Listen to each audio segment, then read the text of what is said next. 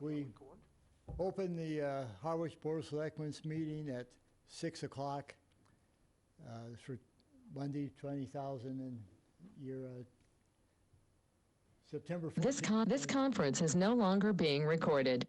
This conference will now be recorded. Okay, I'll start again then. Good evening. We open the Board of Selectmen's meeting for September 14th, 2020 at 6 o'clock, and then move to executive session in which we discussed strategy sessions for contract negotiations for the finance director and chief of police, and also contract sessions, executive session for strategy concerning potential agreement with non-union personnel. We went out of the executive session, moved back to open session at 6:30. I would now like to start the meeting by doing the Pledge of Allegiance. I pledge allegiance to the flag of the United States of America and to the republic for which it stands, one nation, under God, indivisible, with liberty and justice for all.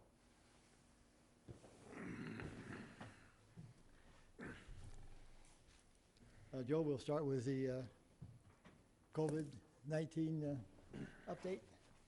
Thank you, Mr. Chairman, members of the board. I see that we do have our public health director on the line. I know she's also going to be participating or is participating in the Board of Health.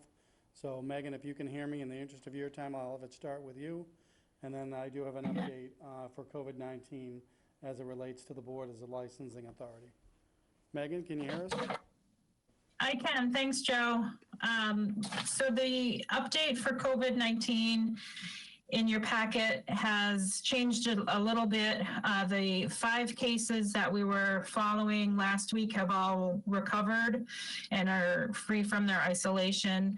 However, we did gain 1 new case today. So at this very moment, we have a total of 147 cases total in Harwich from the very beginning, and we are actively monitoring just 1 active case in Harwich, and that case is a healthcare worker at a long-term care or assisted living facility.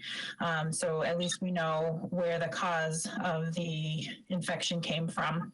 So that's really great news. The people that were part of that cluster from the Chatham Square have all recovered, and their close contacts have been identified, and we are still monitoring some in quarantine that have not been infected, but they are limited in their movement so they don't inadvertently infect other people. Outside of that, the update shows the map of Massachusetts, and unfortunately that cluster in Chatham did make Chatham go into the red. That map is updated weekly, and so this week and last week Chatham will be red, unfortunately. And we have had a few phone calls and concerned parents about going back to school because some of the educational guidelines say if your town is in the red that you should be completely remote rather than in person. And I had some discussions with the schools, the VNA, and the school nurses and the school superintendent, and we all agree that even though Chatham is in the red, the number of cases there have all recovered, and we're back down to a clear playing field, and the ones that were positive did not have any relation to the school systems. They weren't students, they weren't teachers, they weren't parents of students. So we felt confident that we could continue with the in-person education option at this time. So that's all I have for you right now. Okay. Michael? Megan, just the number for Chatham. I mean, I've heard that it's 7 people put them into the red. Is that correct? That's correct. And the unfortunate part of the data is it gets logged as a cluster in Chatham of 7 people, but 4 of those 7 people live in Harwich. So technically, I believe one of them also lived in Brewster or Dennis. So Chatham itself only had 2 positives, and the rest were from surrounding towns. That it's just the way the data gets uploaded. And I only point that out because that made national news that Chatham became red, and it's only 2 people in Yeah. Chatham, 4 in Harwich, and 1 in another town. So, and it was only related to 2 restaurants, 2 at one, I believe, and 5 at another. But that turned into national news and really put a spotlight on the town of Chatham. Yes, it's that's really unfortunate. That's how data gets skewed, and you can make it look like anything you want. Thank you. Any other questions for Megan? Just Ed? a question. I was out at the landfill over the weekend and doing sort of mixed recycling, and the couple people asked if what the story was on potentially going back to separating the recycling.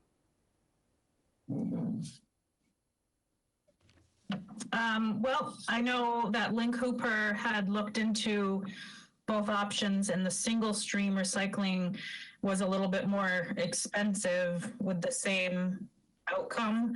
The recycling products still get recycled wherever they go, but the additional cost was covered by the CARES Act funding. Going back to separating the recycling is just really more work on everyone's part, both homeowner as well as staff, because it all goes to the same place and gets separated wherever it gets to. Larry? Steve? I think that Link may have mentioned in the last time he was before us or spoke that they're looking at returning to, having individuals break it out. And I don't think it didn't sound like it was all that far down the road, Ed. So Okay. I think we should ask Link, because he seemed to. Yeah. I won't want to speak for him, but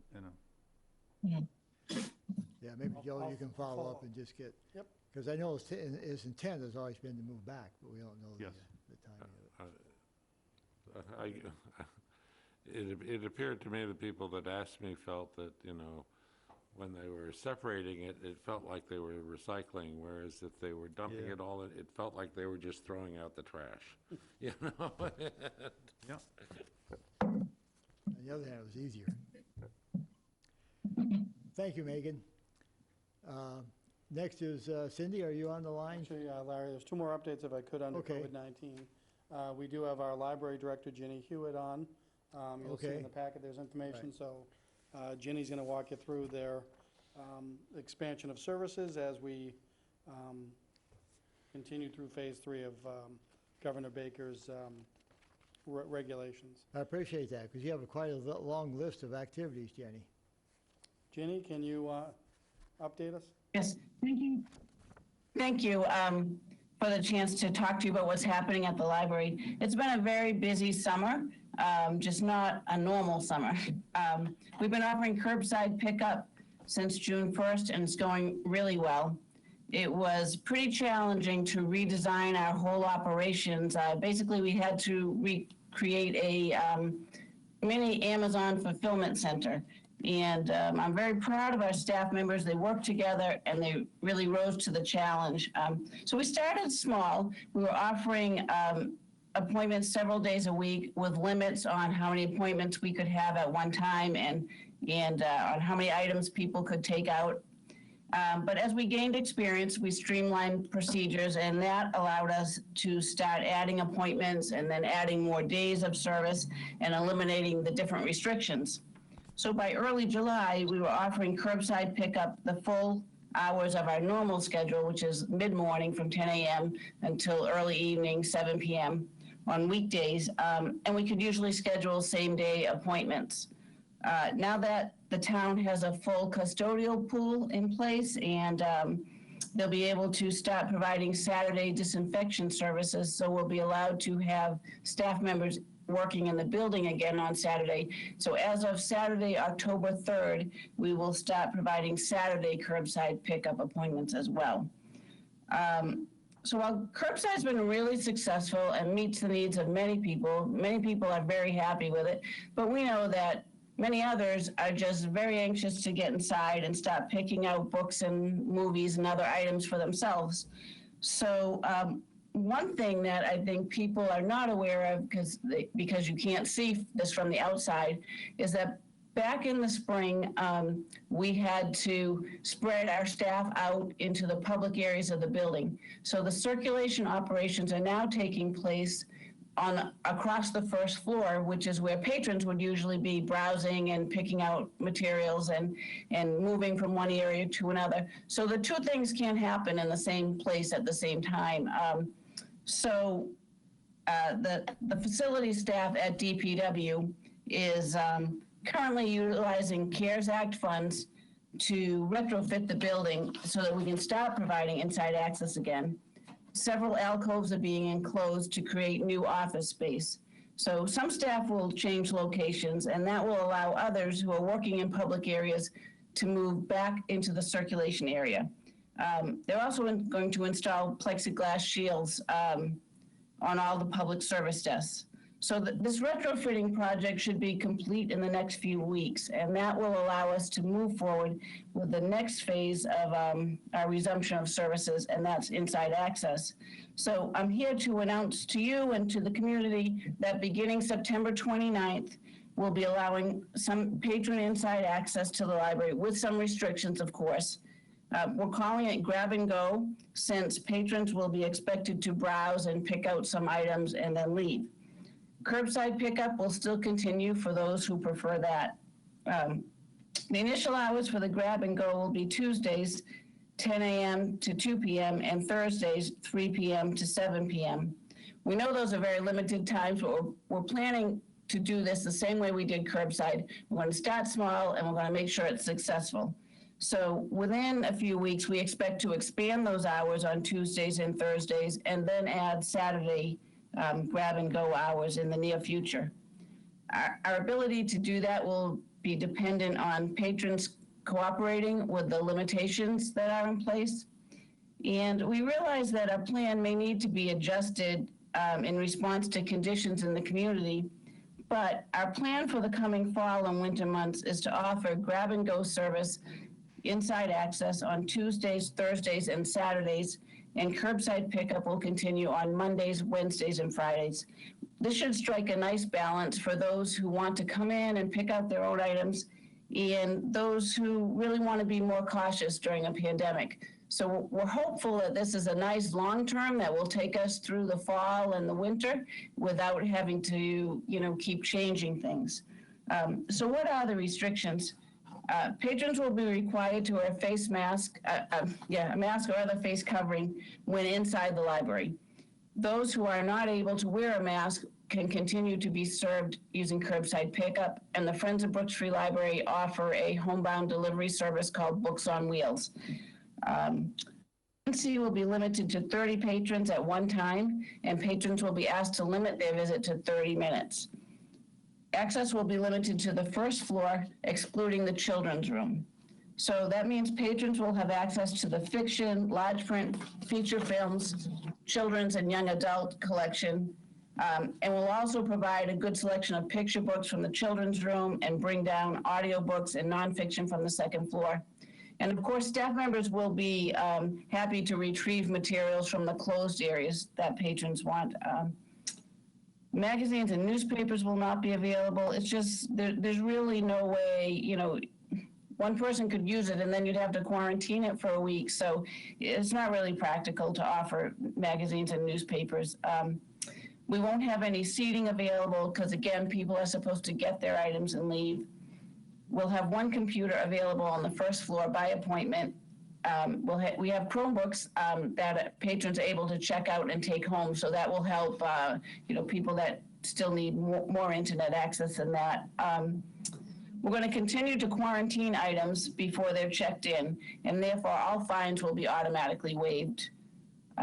For those at home, our grab and go plan is included in the packet for the selectmen's meeting and is posted on the library webpage and on the town webpage, on the library trustees page and on the Brook Street Library Department page. So I just had a couple other things to mention, and one is that we have no plans to resume in-person programs for the next few months. But our book groups, Knitlit and Children's Storytime, have been meeting virtually since the spring and are going really well. New participants are always welcome to join, and we also periodically offer special, like one-time programs or other programs, so people should stay tuned, you know, by checking the website or social media, or giving us a call. And the last thing I wanted to mention is our subscription to Newsbank, which allows our patrons to read the Cape Cod Times online just as it appears in print. So this access is free for patrons because we've paid for the subscription. So use has skyrocketed in the past year and is currently averaging 5,500 views a month. But I'm mentioning it because many people still aren't aware of this, and it's a fabulous resource for keeping up with COVID-19 related news and other news around the region. And so if people need help with that, they can give us a call and we'll be able to help them get started with using that. So that is my report on what's happening. I don't know if you have questions about the inside grab and go access or any other services. I do. I think it's a clear explanation and terrific work, Jenny. Any other questions or comments? No. Thanks again. Thank you, Jenny. All right, thank you so much. So, Mr. Chairman, members of the board, the last item that I have under the COVID-19 update is we received notice from the ABCC, Alcoholic Beverages Control Commission, on Friday, September 11th, that Governor Baker had issued an order making certain Phase 3 adjustments. This is order number 50, and it relates to extending the period of time for outdoor table service by licensees.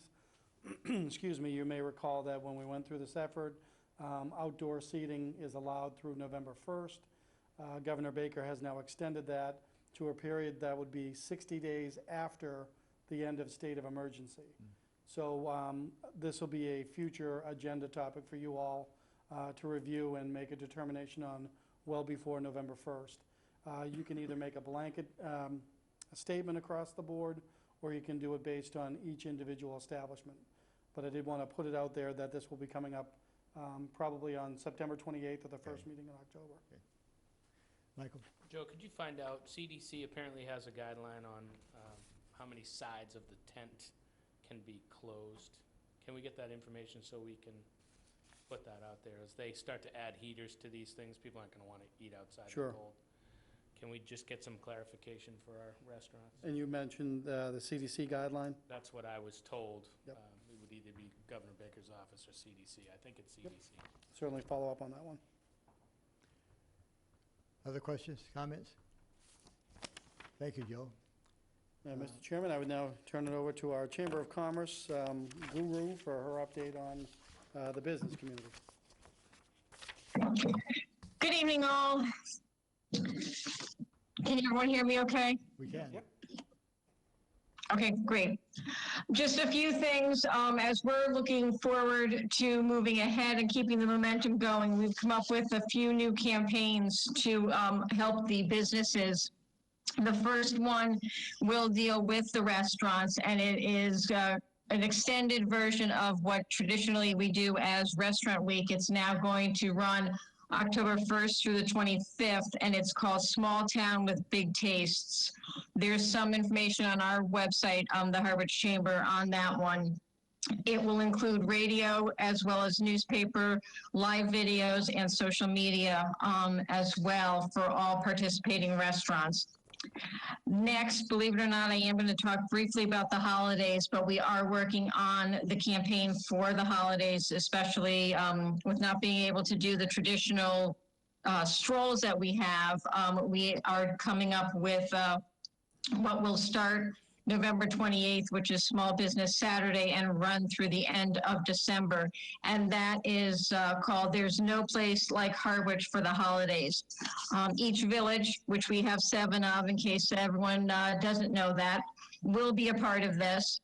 And then finally, we will be continuing the Festival of Trees fundraiser that was started 3 years ago by Amy White and White Flowers. This is a fundraiser for the Family Pantry.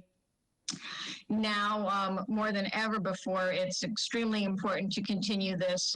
This is a way that we will give back to the community, but also the twist will be the trees that are sponsored by the businesses will be located at their businesses. So it will not only just give back to the community, it will also drive people into those businesses that sponsor the trees. So restaurants as well as the holidays are coming up faster than we know. So that's what's happening right now. Thank you, Cindy. It brings up a question. Should I start, this is probably more towards Megan. Should I buy my usual candy enough for all of Harwich, or should I hold off for Halloween?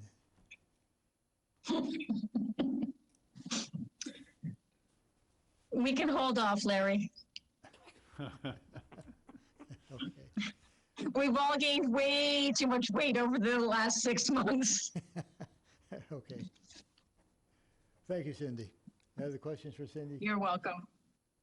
Public comment. Joel, I think first we have the grant for fire. Yeah, we have Chief LeBlanc and Deputy Chief Thornton on the call, and I know Chief LeBlanc has an announcement on a grant. Chief, are you on? Camera work. Well, apparently we get sound and no camera, which is probably better for everybody involved. So we were notified by the federal government last week that the grant that we put in for the SCBA replacement was approved. It was not approved for the original amount submitted. The FEMA is kind of funny about what they'll actually pay for equipment. They reduce it to what they feel the appropriate level is. The good news is we've already been in touch with the vendors, and we can complete the grant with the money they're providing.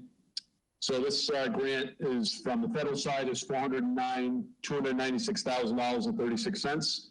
It will replace all 42 of our self-contained breathing apparatus.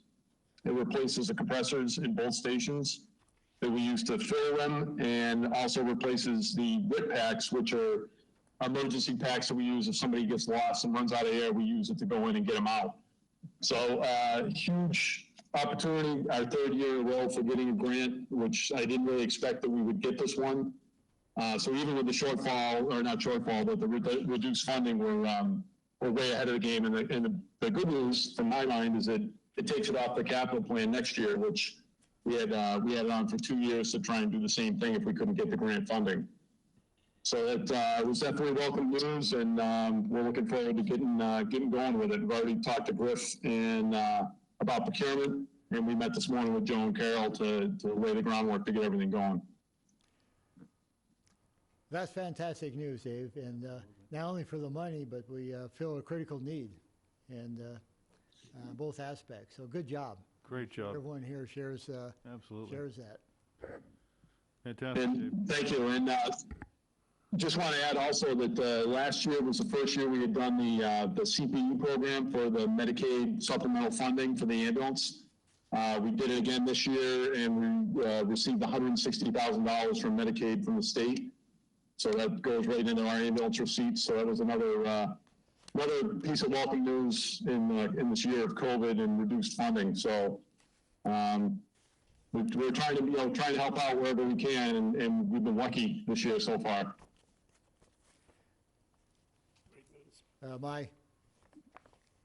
My comment is, Dave, that you can't have good luck. Things happen because of work. You work hard, you're experienced, and you do a great job. You can have bad luck. I'll go with that, but I'll argue on the good luck part of it. Well, I appreciate it. It's we're lucky that we have these opportunities to apply. So I'll give maybe that's where the luck goes. The rest of it, we were in the right place at the right time for these grants, and they're taking the burden off the town and also providing us with the equipment we need, which ultimately is a win-win. Yep. I'll take that calendar. Real quick also, just because in the world of COVID, we haven't had the opportunity to do so. Craig Thornton is on the call tonight. With Norm's retirement and my promotion, I promoted Craig to deputy. Craig's been with the department 22 years, served in all ranks and all capacities, and is really, in my mind, the best choice as a right-hand man for the job. And he's getting his feet wet and learning all the fun parts of being an admin now, but we're looking forward to just, continuing the success the department's had and making it a better place. Michael? Congratulations, Craig, well deserved. Absolutely. I second that. I only feel bad that we can't have you here in person to properly recognize this. We'll be able to do that one day. We sure will. We'll Sounds keep good. that on the agenda. All right. I do have a couple other items I'd like to bring forward. One is Joel circulated a email to us probably a week and a half ago now or so that Carol, and I hope, Carol, you're on tonight, but through Carol and her Capola and her team's efforts, we were awarded again, I think, Certificate of Achievement of Excellence in Financial Reporting from the Government Finance Officers Association. This is not a lightly awarded accomplishment, so we want to be sure that we acknowledge that. And Carol, if you're on the line now, great job. Second that. Yep, you bet. You bet. I would also comment that we got a letter from the Harwich Garden Club a week ago, profoundly or profusely, I guess is a better word, thanking DPW and the Water Department for bringing them through some the drought areas and some garden club activities that they say saved their day. And great job to DPW and the Water Department, and we appreciate what the garden club does. We all go around and look at how well the community center looks, as among other things. So, and that's a volunteer group, so wanted to mention that. I would also like just to, if you give me some latitude tonight, I'd like to describe my day to you, parts of it. And I do this because I was thinking about this coming. I wanted to frame what it is to live in, what it's like to live in Harwich. I was at Shaw's and had a flat tire this afternoon with a Toyota. Couldn't get the lug nuts off, and then found that I didn't know, I knew somebody had told me about this, but there's one lug nut I need a special key for, which of course I didn't have the key. So I had called AAA before I figured that out. AAA came out, they didn't have the key either, so they left me. I had to call Toyota in Orleans, they came over after some time, had the key, and then I had to call AAA back because we didn't have the right wrench to get the lug nuts off. The reason I'm telling the story is, in that time frame, I had one couple offer to drive me to Orleans, to the Toyota place. I had probably a dozen or more people stop and offer to help. I had one woman offer to drive me home. Towards the end, I asked that I didn't need help, but I could take a beer, and that was offered too. I actually turned that down, but just life in Harwich is just one person after another offering to help. It's just fantastic. So I wanted to I wanted to share that story.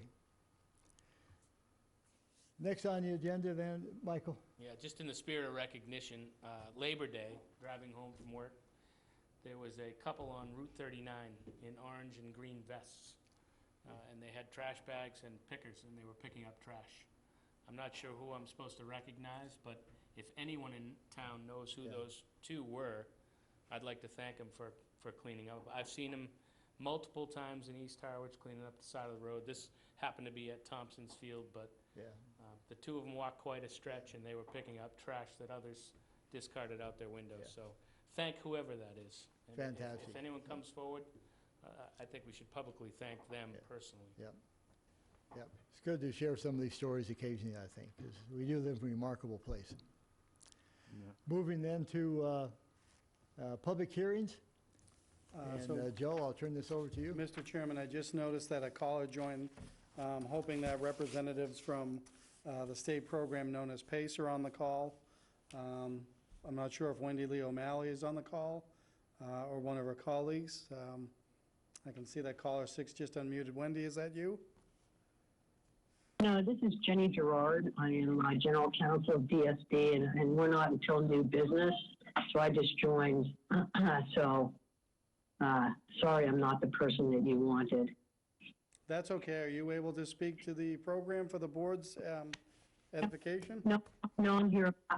No, I'm here about the discussion on the rooftop solar agreement. That is actually going to be held off this evening. Oh, it is going to be held off this evening? Correct. Okay, that's really helpful. Thank you. This is Lizardo from CVEC. So we have quite a few people on tonight. Should we all then assume that we won't be discussing any PV projects in Harwich? Not this evening, that's correct. Okay, thank you. Thanks. And are we going to talk about that next week then? And next week's your whatever? Scheduled for September 21st. Okay. All right. Thank you very much. Appreciate it. Thank you. Mr. Chairman, though, we're still looking for representatives from the PACE? Commonwealth of Mass to speak about the PACE program.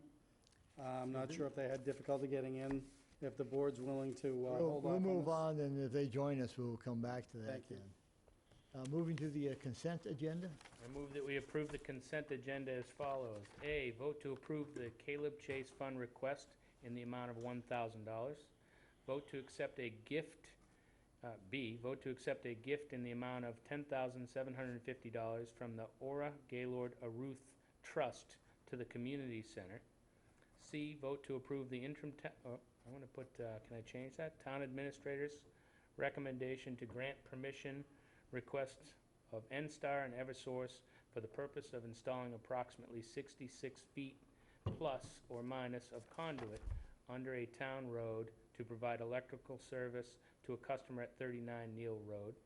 D, vote to approve the town administrator's recommendation to grant permission request of N-Star and Eversource for the purpose of installing approximately 40 feet plus or minus of conduit under a town road to provide electrical service to a customer at 2 Mockingbird Lane. And E, vote to accept the donation of a memorial bench that will be placed at Merkle Beach. Second, is there any discussion? I have one. Michael? I have one thing. On E, the Merkle Beach bench, the recommendation was made by our conservation agent, Amy Usowski, that be put in choice 3 on Merkle. So if that would be my motion, that it would go that would be where my the second. conservation agent requested that Understood. be put, otherwise come back before us. Let's make that, is that okay with you? Because Yep, absolutely. I did listen to that discussion with Conservation Commission, and they discussed all 3 options and decided that choice 3, and they also decided that they would leave that to Megan's authority to follow through with it. Amy's. Amy, who did I say, Megan? Amy. One of them, right? Do we have, Michael, or Ed? Boy, rough day. do we have an idea of the style of bench that's being put?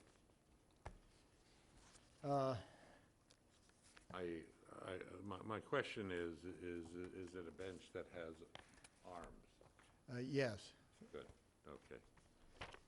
I ask that because we have some benches around town that are just sort of a platform, and some, especially older people, have problems. They sit down on it, and without an arm, it's hard to get, for them to get up. I'm fairly certain of that, but I'll follow up and be sure that happens. Okay.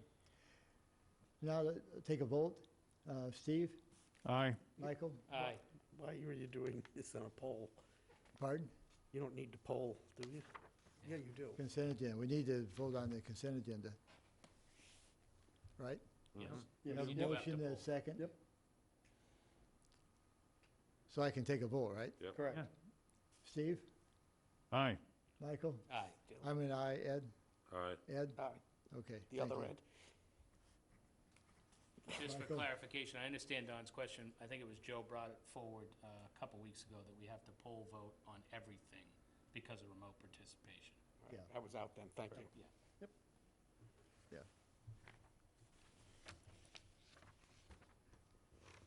Moving to new. Mr. Chairman, this is Charlene. I do believe Wendy O'Malley is on the line. Oh, thank you, Charlene. We'll. Hi, this is Wendy.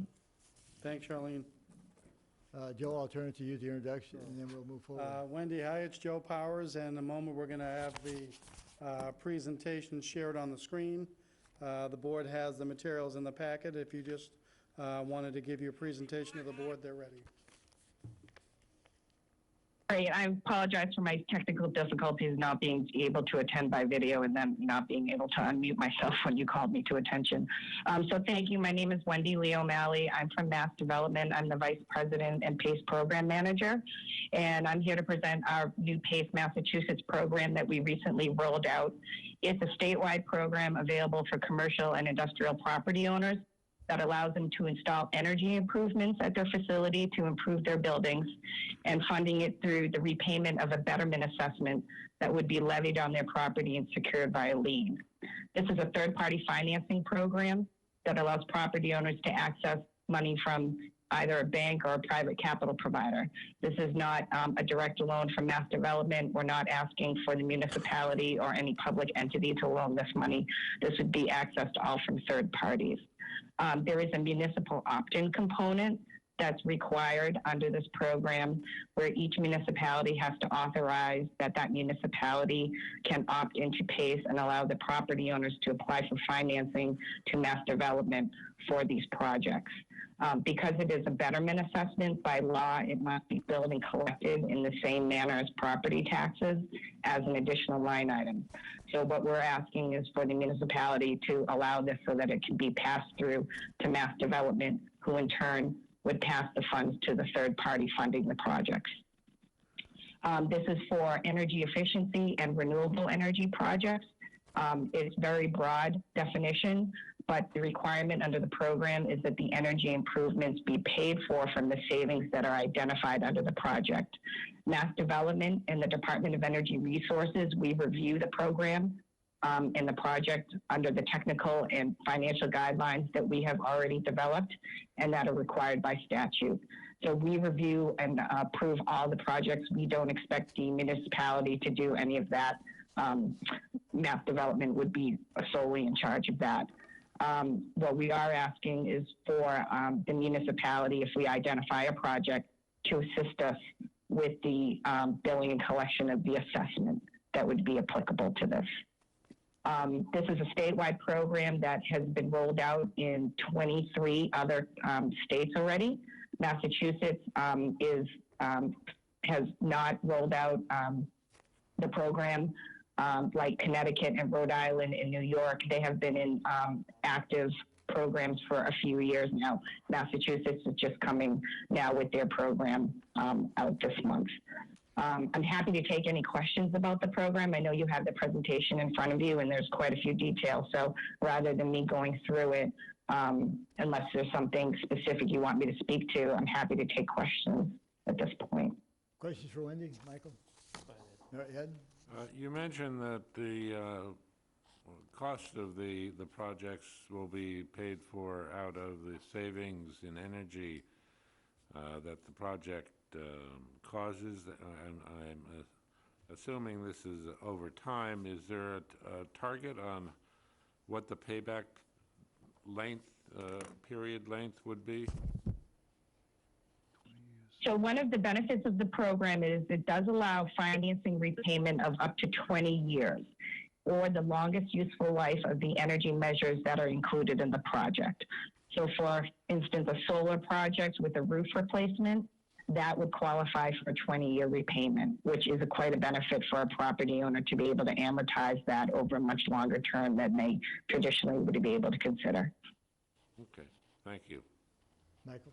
I think you answered, one of my questions was the fact that the program was new, and I think you answered that by saying it is a very new program. I noticed there's only 21 communities out of 351. How did Harwich come up on the list of next? Was there a request? Sure. Actually, it's 24 now, just to give you the most current number. We had 3 municipalities just opt in the last few weeks, including the city of Springfield and the city of Gloucester and the town of Franklin. We have our regional business development manager who works with all our financing programs. to make them available. So in the South region, we specifically went to some communities down in Cape Cod that we know had commercial and industrial properties that could potentially benefit from this program, as well as the fact that there are some hotels, retail, commercial properties that we have gotten calls about. Not that the property owner has directly inquired, but there are many, I'll call them energy contractors or energy providers that have identified potential opportunities for buildings to participate in the program as well. So in that, what we've tried to do is just reach out to all the communities in Massachusetts statewide to let them know about the program. And then if they want to opt in, help them move forward in that process. Can you just answer when the first community came on? A year ago? Sure. Actually, that was in 2017. The first community to sign on was when we originally passed the statute. We had a delay in rolling out the program when the original statute was passed because of technical correction we identified was needed to correct some conflicting language. So when we first rolled out the guidelines for draft review, we had some municipalities who originally opted in, and then we were kind of stopped in that effort until we were able to get that issue resolved in the statute. Okay. I guess the last comment would be directed towards Joe. Has anyone spoken to Amy in the tax collector's office about an additional duty? And I didn't get a chance to call any of the people on this list today to see how this is working out for other towns, but. No, not at present. The hope tonight was that you'd have the presentation, board take it under advisement. If there's interest, I can work with council on the agreement that they provided, as well as staff to get comments on it. Thank you, Joe. Thank you, Joe. Don? Thank you, Mr. Chair. The other thing, Wendy, thanks for giving the presentation, but a lot of people who are going to watch this on YouTube subsequent to this aren't going to be working off of an agenda. So if you wouldn't mind just saying what the eligible properties are, because you've mentioned property owners, but you haven't said, you know, at the meeting, what types of properties. Sure. I'm sorry. I'll expand on that. So in the commercial and industrial definition, we do include what you would normally characterize in commercial industrial, but we also have nonprofit organizations are eligible if they elect to receive a tax bill from their host municipality, because that is the vehicle that PACE would have to be billed under. So that would be an optional conversation that would need to happen between a nonprofit and municipality. Mass development would not get into that discussion, but if that was agreed, a nonprofit could apply for financing on this program. There is also an eligibility for multifamily housing, 5 units or more. So that is also applicable here. If it was 4 units or less, that would need to be approved under a residential PACE statute, which right now is not enabled in Massachusetts. So this is commercial PACE, but we do have the multifamily 5 units or more. Essentially, what is not eligible are municipal and federally governmental owned buildings. Those do not pay taxes, so they cannot access PACE financing. But hotels, office centers, retail establishments, this is intended for projects that are $250,000 or higher in total project cost. So that does then, I think, lessen the pool of commercial and industrial facilities. But if it is a private property owner, it could potentially be eligible for this program. Does that answer your question? Yeah, it does, but just as one follow-up that derives from that, I know a number of people sitting at this table are involved with 501c3s, and to the extent that you're not renting the place that you're in and you actually own it, you're exempt from property taxes. So how would you recapture that as part of the tax bill? There is no tax bill. So the nonprofit would have to voluntarily agree to have a tax bill issued to them in the amount of whatever the municipality and the nonprofit agree to, which could be $0 or any amount. But then there would be an additional line item that would be listed, PACE assessment, and you would place the amount of repayment due each quarter there. So that's how the property tax bill is used. That's part of a conversation for Amy. Ed? Yeah, And then let me just add, I actually did not think that would be an appealing avenue for a nonprofit to access PACE, but in other cities, we've had nonprofits already ask for and say they either already receive a tax bill from their host municipality, so it's not an issue, or they would be voluntarily willing to agree to have a tax bill issued to them and talk to their municipality about that, to have access to PACE. So it actually seems to be more agreeable than I initially thought when starting to develop this program. I was just thinking of it in terms of a new homework assignment for the, for one of our offices, because they're not currently promulgating a bill for those types of properties. Ed? yeah, I guess along that lines, would a number of nonprofits have what are referred to as pilot agreements with the town they're in, which is payment in lieu of taxes? Would that qualify? It would if that repayment allowed that somehow to have a tax bill issued. Okay, thank you. Joe, any other comments? My suggestion is before we go the step of getting legal counsel involved and looking in great detail, I would like to see at least a brief survey of the types of numbers of properties that we might have eligible for this type of use, because we've already, defined this as 250K or greater, or multifamilies. Not sure how many. I'd like some assurance before we spend a lot of time on it that there's something we feel that we could use. I would agree with that, and I'll work with staff on that. The intent was to, Wendy had reached out, and Wendy's been very patient on behalf of the Commonwealth. We were sidetracked by COVID and then scheduling, but I wanted to get the presentation to the board, and then, as I said, take it under advisement and see what, if anything, will work with Harwich. Yeah. And we appreciate your taking the time to make the presentation and help explain this, Wendy. Absolutely. Ed? Thank you for your time. I know you have a lot of items on your agenda and items to attend to, so I appreciate your time tonight. Ed? Well, Wendy, with the chairman's suggestion that we do survey of how many potential projects we have in town, you indicated that you have been contacted, your office has been contacted by commercial developers of these projects. Could you help in getting an assessment of how many potential projects we have in town?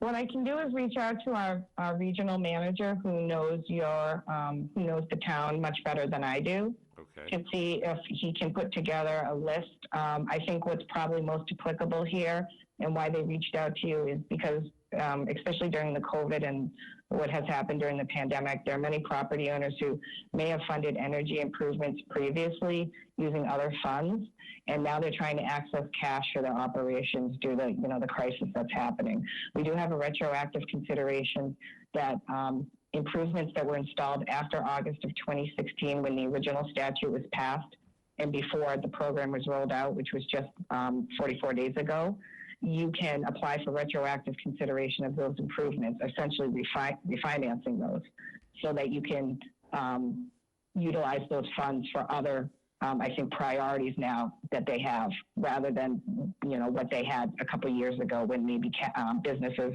were operating with more cash or other funds. So I think that I just wanted to mention that is probably the most applicable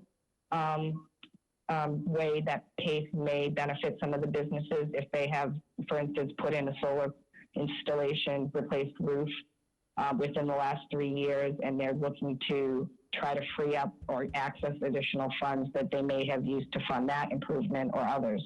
that's where there may be an immediate use. But that's where Jay Paticos, he is our regional manager. He's more in touch with the direct property owners and the energy companies that have contacted him. So I'll try to obtain that information from him. Okay, good. Ed, please. And I guess a last question is this only for existing properties, or can this be involved in a new construction?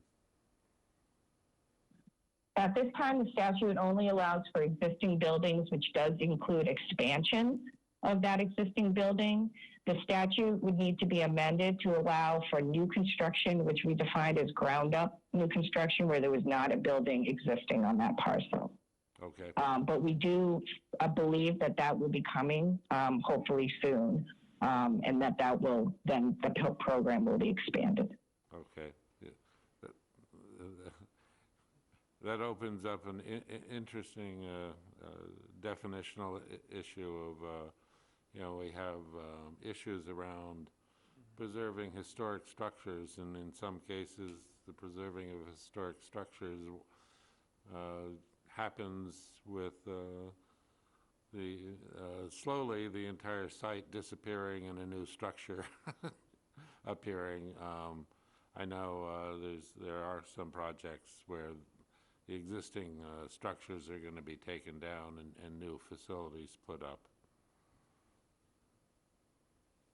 I will say that there have been quite a few PACE projects that have been done on historic buildings where they've actually used historic tax credits in the capital stack along with PACE financing. PACE financing actually just gives a developer, an owner, additional funding to make the capital stack more flexible to actually fund improvements that benefit the building rather than going with more of the standard design. So I think that's where it would actually benefit a project such as you're mentioning, rather than deter someone and give them an incentive to tear it down. Good, thank you. Other questions, comments? Steve, Michael, Don, Ed? Mr. Chairman, I know our Joe? town planner was Charlene? looking to comment. Hi, guys. Sorry. So this is actually a pretty neat program that I'm not so sure a lot of entities within the town of Harwich will be able to utilize it. But even if we get one project that can benefit from this program, I think that's a win-win, not only for that, for that business, but also for the community as a whole. So anytime a project comes before me where I think that mass development can be helpful, I send them directly to Jay Paticos down at the New Bedford office. So we've been in conversation, I've been in conversations with Jay now for, since before I was the town planner. But, this is a really great program that, with the exception of, the tax collector treasurer's office having to do some paperwork, which we met early on a video conference with both Wendy and Jay Paticos to get an overview of this. And, it was pretty well received. I think we do need to revisit it with Amy as the treasurer collector, but I think this is a really great opportunity for some of the potentially larger businesses in town to get some upgrades and benefits from solar and those types of things that really right now they may not be able to do. So I just wanted to pass that along. Charlene, I take that as thank you for volunteering to work with Joel and Amy to flesh this out for us. Michael? Yeah, thank you, Charlene. Your endorsement certainly goes a long way for me, with me.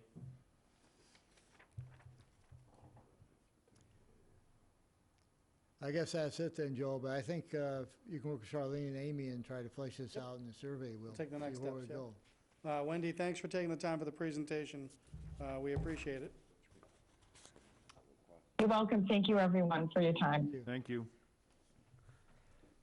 Good night, all. Night. Good night, Charlene. Next on the is new business minutes. Don? I move that we approve the minutes for June 22nd, 2020 and June 29th, 2020. Second. Discussion? Just one comment. Yep. I just would like to commend Lisa Schwab for her detailed minutes. This is Yeah. I was going to say the exact same a very thing. good depiction of everything I said, so thank you, Lisa. We will continue to pass those comments along. Yeah, no, she's doing a great job. All in favor, Don? Aye. Ed? Aye. Michael? Aye. Steve? Aye. And I'm an aye, so I agree. Great job. Michael? I'm prepared to make a motion on the next one. I just have a question because we are, would be establishing a fee structure. Yeah. Do we need to have a public hearing to establish a fee structure? So we do have our town engineer on. I think we do, and I noticed that today. However, I do want to give Griffin the opportunity to update you because I know he's also under state deadlines. So if you're okay with that, I'd like to have him speak quickly if we could. Yeah, just a comment. I think the application speaks for itself, and I think the fee structure, I would take Griffin's recommendation on it. So I think short of the public hearing, I don't really need to hear a whole lot, but thank you. Griffin? Hi, everyone. I'll keep it very brief because I know there's a lot to talk about on other things. As we talked about a number of months ago, through the MS4 program, there's a bylaw that the town established, the comprehensive stormwater and illicit discharge regulations. And what that really gets to is there's a trigger of about an acre of disturbance requires this local permit. We haven't had any there's been talk of projects and we've gone back and forth on a few, but we haven't gotten to the point where they're ready to submit. We are now ready with 1 or 2 projects that are ready to submit that will disturb more than an acre. And thus I'm trying to bring forward this permit. So I do understand that we do need to have a hearing, and I apologize for missing that. My intent tonight was to bring this before you. It's a very simple application. The meat of the information is in the plans and the reports that need to be submitted with the application. But the application is fairly simple. The fee structure is fairly simple. I believe it's consistent with what Mr. Caffarelli was planning to do before he had retired. With that, I'll answer any questions. Thank you for your time. Any questions for Griffin? I think, Joe, then we just have to go through the process and do the public hearing and bring it back, I guess. We'll do that. Don?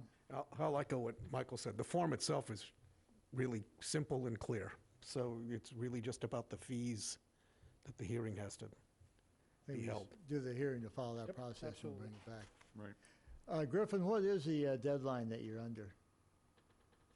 I don't think there's a specific deadline. I know that these folks are trying to get their applications in, but through working with Charlene, we've been able to grant them a little bit of relief to allow them to move ahead while this information is prepared and submitted. So I think if we can get it going in the next couple weeks, we'll be doing okay. Okay. So we can go ahead Sounds like and there's advertise for the public hearing and get it started. Will be. It's going to be available online.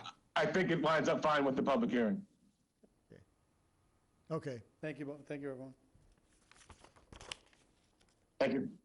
Thank you again, Griffin. Does anyone have a motion for C? So C, that's the one we're going to bring back. Right.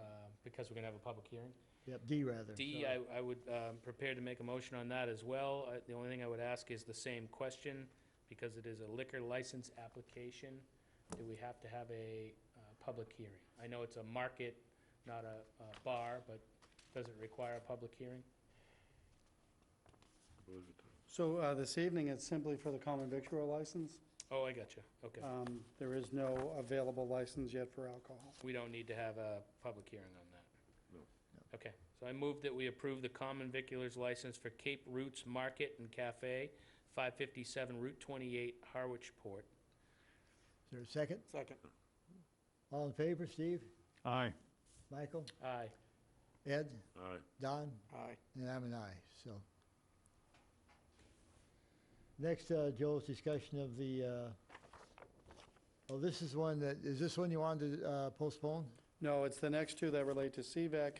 I would argue that this next item is why we're here tonight. It's to really get into updates on the logistics planning that's occurring for our town meeting, which is less than 12 days away, again, with a very favorable weather forecast projected.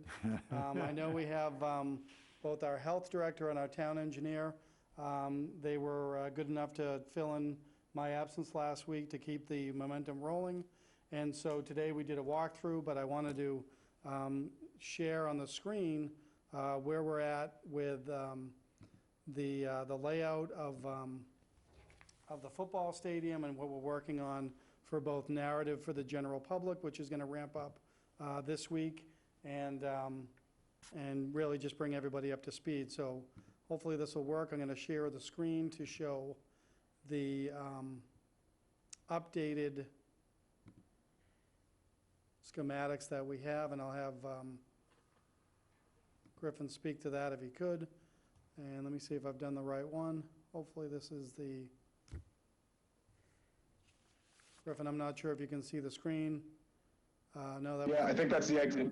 Yep. Joe, can you hear me? That's it. There you go. That's the entrance one. All right. So I'll take it over whenever you're ready. All yours. So it's kind of like an engineering project.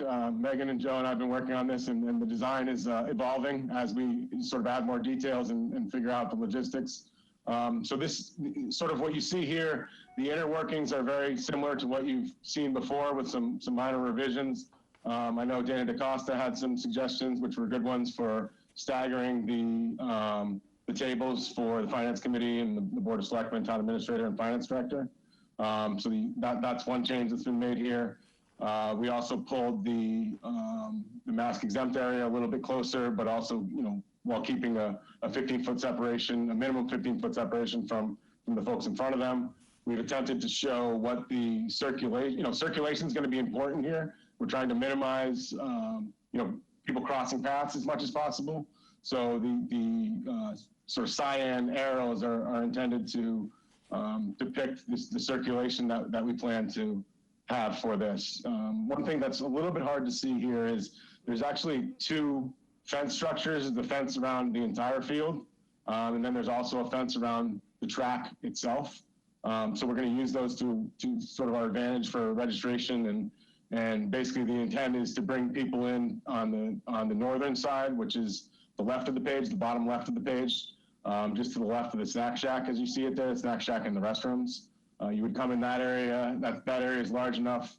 There's 88 ramps in that area. There's also a larger gate in that area, which would allow vehicles to get into the field, but that allows us to get some tables set up there to sort of create a flow as best as we can to keep people moving. So with basically, if you're going to the floor, you would go into the into the track and then go to the center aisle and then go from the center out. So basically a one-way flow. We can also see it here is there's some microphones depicted in red trying to pick good locations for those microphones. So when people do have to get up to speak, they can minimize their, passings of other folks. That's the one other area. The bleachers are intended to, as of now, are intended to be non-resident taxpayers and town staff, basically outside of the town meeting floor. And if town staff, for example, needed to come to the mic, they could step through the gate. There's a gate in the center there to get you onto the track. They can step through there and use that closest microphone. The mask exempt entrance, floor entrance, is intended to be on the southern side, on the right side of the page. Basically get them into the area and circulate them down towards the end so they can get to their seats as quickly as possible. That's essentially what we're looking at. I'm happy to answer any questions. Joe, if you want to flip to the exit, I'll talk that through quick and then we can answer questions or anything else that anyone has. The exit's actually a little more simple because the point of, we don't have to register people or anything like that. The point of the exits is to really get people out as quickly as possible. So we're looking to utilize all three exits that get you out to the parking lot. There's sort of two to the bottom left of the page on either side of the snack shack, and there's another larger one on the right side of the page near where you see the bar graph in that parking area over there. So again, same flow that we had before, from center to out, get them out and then circulate through. And one thing that you don't see here is, it's my understanding that we're going to have CERT team members helping us out with this process. So they will be able to help sort of direct people, so it's not just a free for all, so to speak. That's the general gist of it. Megan or Joe, if I missed anything, please chime in. It's been a good process working together, trying to figure out all the options. We did look at different options of whether we check in people as they drive in or not, but that seemed to be more problematic than it was worthwhile. So we do believe that this is the best option, but certainly willing to answer any questions or take any suggestions. Thank you, Griffin. I think we have some, Joe first. Mr. Chairman, if I could, I'd just ask if you could hold for a moment. We have, Megan is still on, and Megan can speak to the draft narrative that you all have. Okay. Excuse me, that's gonna be shared, all of this information is gonna be shared broadly, and also through the, my hope is through the pre-town meeting broadcast that some staff and I will be working with Chris Joyce and the Voter Information Committee on. We're doing that this week. We're gonna broadcast that and do some PSAs, if you will. But I'd like to have Megan speak about the narrative as it talks about the face coverings, what is meant by mask exempt, and then I'd like to talk about the traffic flow myself. Okay. Megan? Hi, guys. So as you know, the Board of Health had a emergency order for face coverings, and they amended it to include the grounds of town meeting. So that means once you step out of your car, you must have a face covering on, and that can be a disposable mask, it can be a bandana, a scarf, a gaiter, or anything that covers your nose and mouth. And people have to understand there are some of those that cannot wear a mask for medical reasons, and we have accommodated that medical issue by having medically exempt people must self-identify. So they would need to find a staff member and let them know that they're not wearing a mask because of a medical reason, and they will be escorted through the entrance and to a separate check-in area, basically with the general flow of all of the residents that are attending, but they'll be separated enough to make sure both the mask wearers as well as the non-mask wearers all feel comfortable and safe with social distancing. And mask exempt voters will go to their seats on one side of the fence, just again to separate give people some distance between people that aren't wearing a mask, both for the safety of the mask wearers as well as the non-mask wearers. And the masks should be kept on until you're seated. And once you're seated, you're able to remove your face covering or mask, and you should only be sitting next to someone in your household. And that could be anyone who lives with you who's also a taxpayer. You will have 2 seats together or 1 seat singly. We will not be moving chairs. These chairs are going to be set for the day, and we don't want people moving them. So if you have more than 2 people in your party, you may not all get to sit together. You will be able to sit near each other, but you won't be able to drag chairs closer to each other. And once you're seated, you should be 6 feet away from anyone who's not in your household. And that means you can take your mask off. If you want to get up to use the restroom or get up to use the microphone, everyone should follow these exit arrows to go out towards the track and then out to the closest microphone. Microphones, unfortunately, aren't disposable, so you do have to wear your mask while you're speaking into it. For the non-mask wearers, we ask that they stand a bit farther apart, and we can actually put a disposable mask over the microphone itself, so people who are using it one after the next feel comfortable doing that as well. If you are waiting in line to speak at the microphone, there will be 6-foot designations on the ground to make sure everyone is maintaining social distance while waiting in line. Should there be some technical difficulties with audio, we will have to kind of eye that in the field, but if we need to remove masks to speak into microphones, we'll do the same thing. We'll deal with it as it comes. And once you're up out of your seat, you put your mask back on until you're back in your seat. I think that's pretty clear. Mr. Chairman, there may be some change on the microphone procedure. We're working with Deputy Chief Considine to get the CERT team back in place. And we're looking for those members that participated in the Chatham town meeting, which have skill set on bringing the microphones around. So we want to make sure we have that team in place. Otherwise, we'll go with the procedure that Megan just outlined on the microphones themselves. And then if I could, lastly, on the traffic flow, what we're going to be asking everybody is if you're driving, we're asking you to access the property, the Monomoy High School down on the southern end by the Little League baseball field, and have traffic drive in that way. The northern end across from the community center is going to be exit only. We're going to have traffic mitigated there by a police detail. We're trying to get everyone onto the property as much as we can. You heard the discussion about the registration at the Griff is at the northern gate of the football field. Yes, sir, northern gate. Where we're going to have the poll pads that our town clerk has used for elections, so that will expedite the check-in and check-out. And as I mentioned, we're still working on this. We're still having our planning meetings, but we're getting much closer to the event, and we're getting much more finalized in our plans. The last big hurdle then, of course, will be the communication of all of this. Yeah, okay, good. Don? Thank you, Mr. Chair.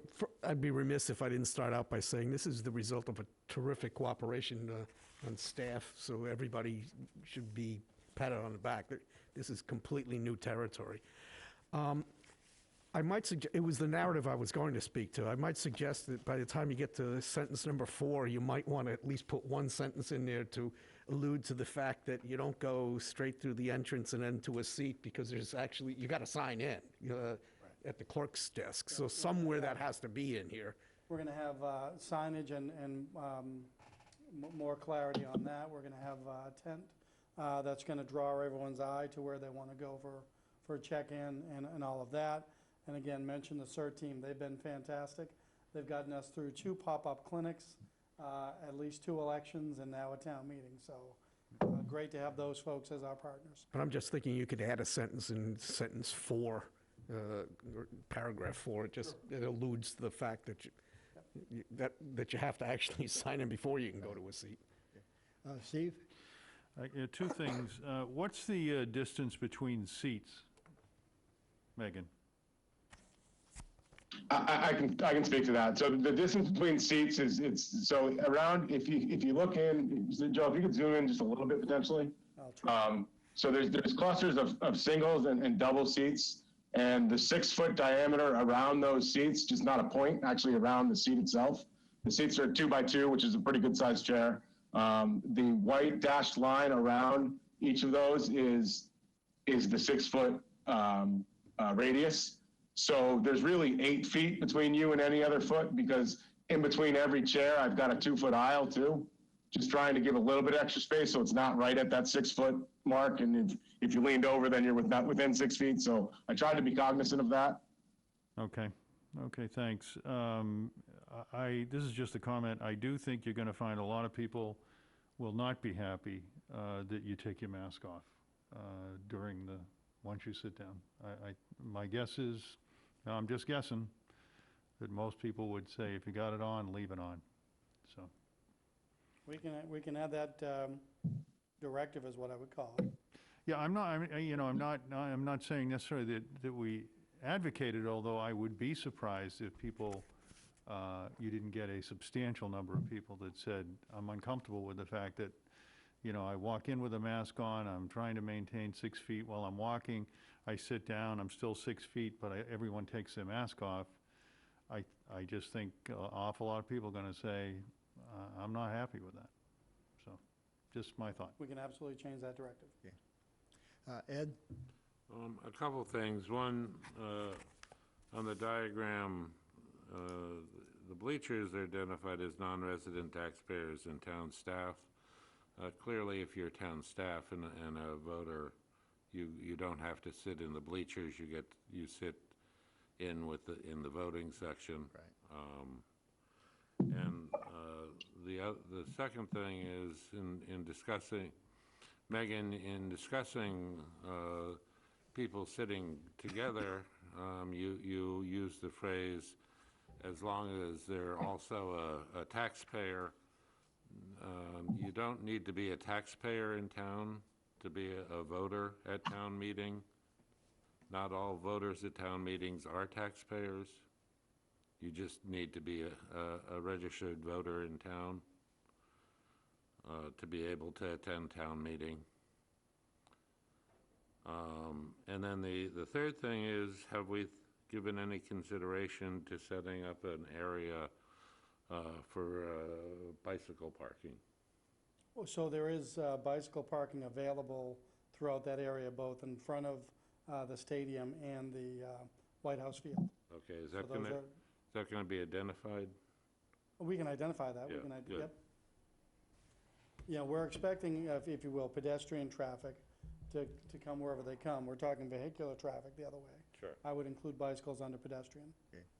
Michael? Yeah, just two comments. Echo Don's comments about the staff and putting this together. Thank everybody involved, very detailed. I think we need to add one seat for town council. It's the only thing I could find missing here. Thank you, yep. Griff, did you hear that one? It's going to stand. With all apologies to our council, you're absolutely correct. I knew I was going to miss something, so thank you. Please point out anything else I may have missed. You still get a 99%.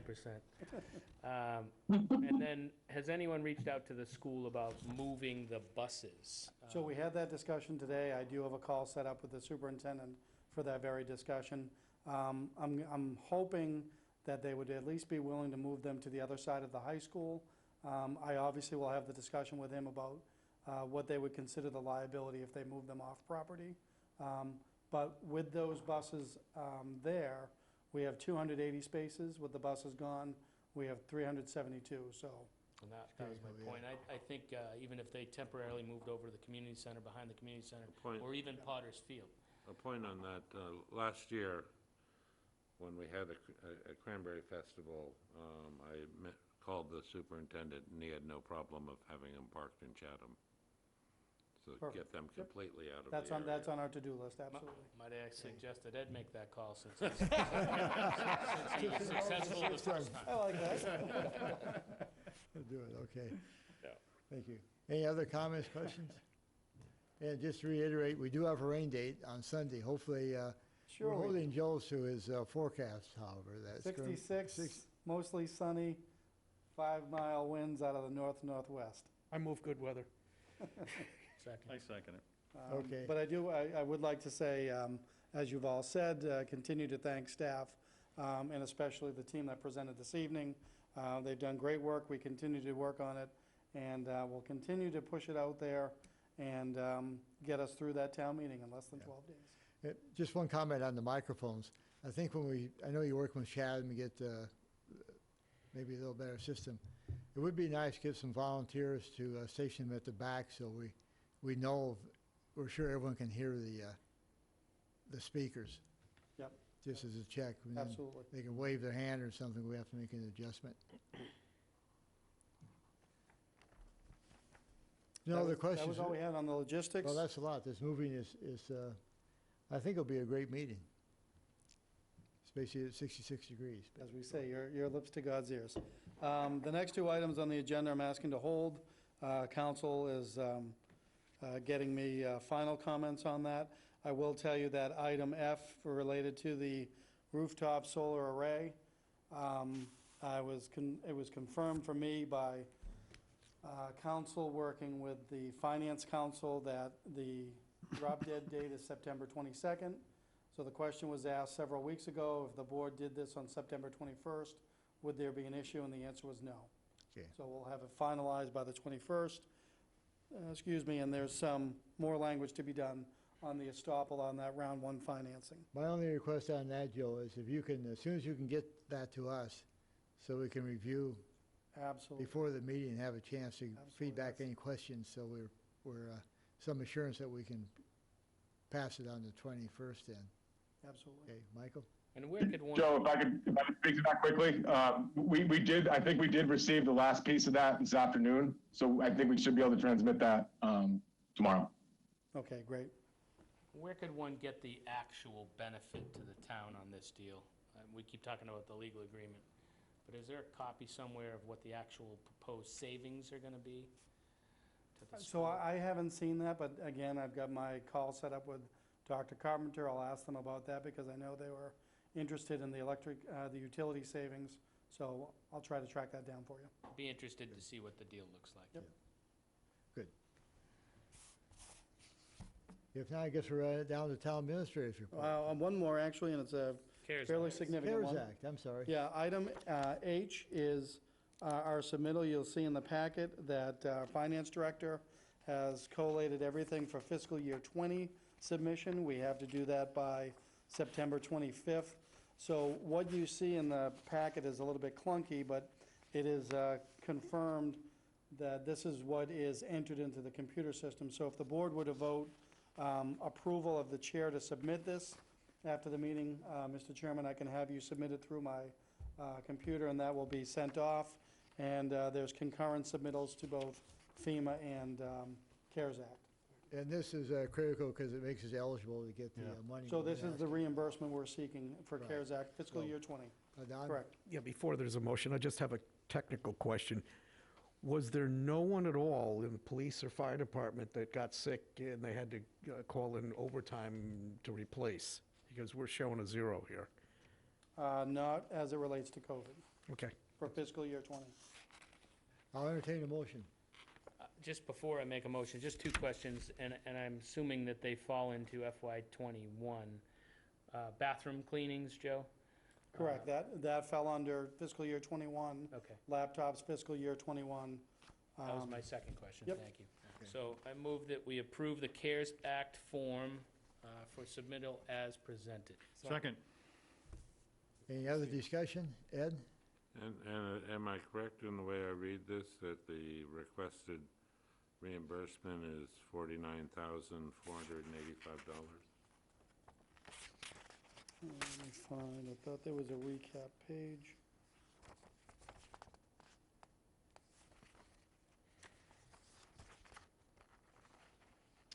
I have $113,405.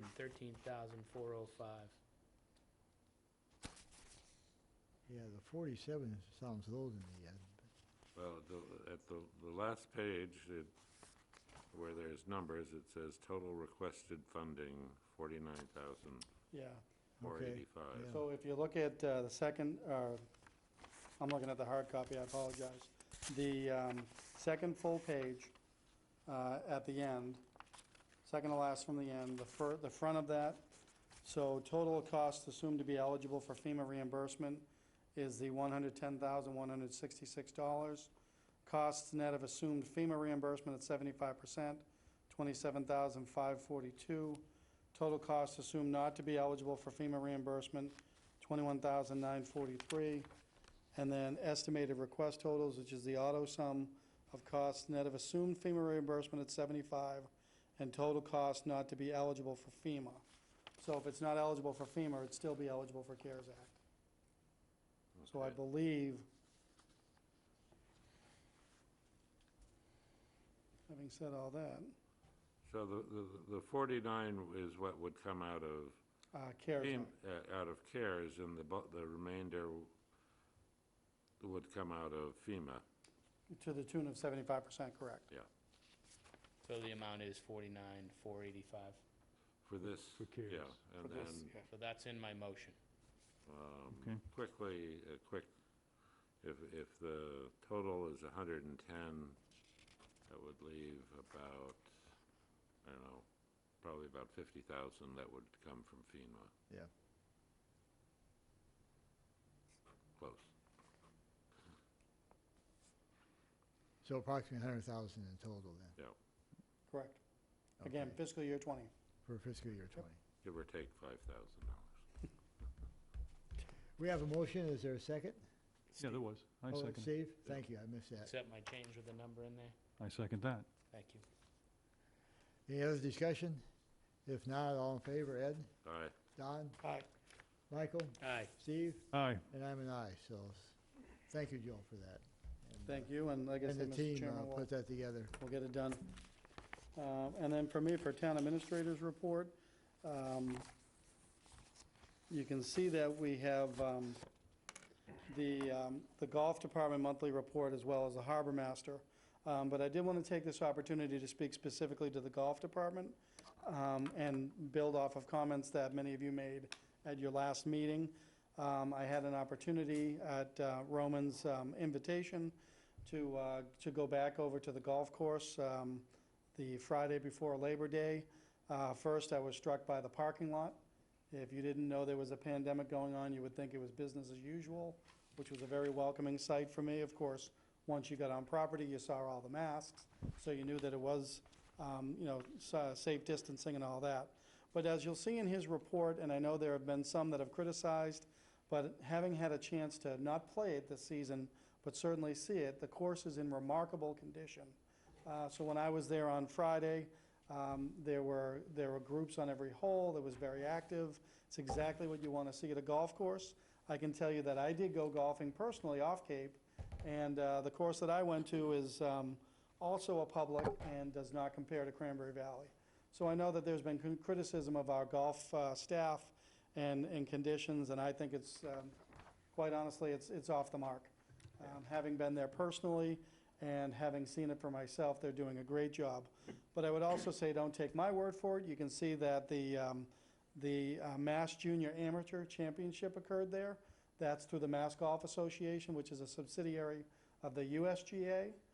Roman and Sean also enlightened me that the USGA has been out to Cranberry Valley and has done their evaluation, and that report will be coming to you shortly.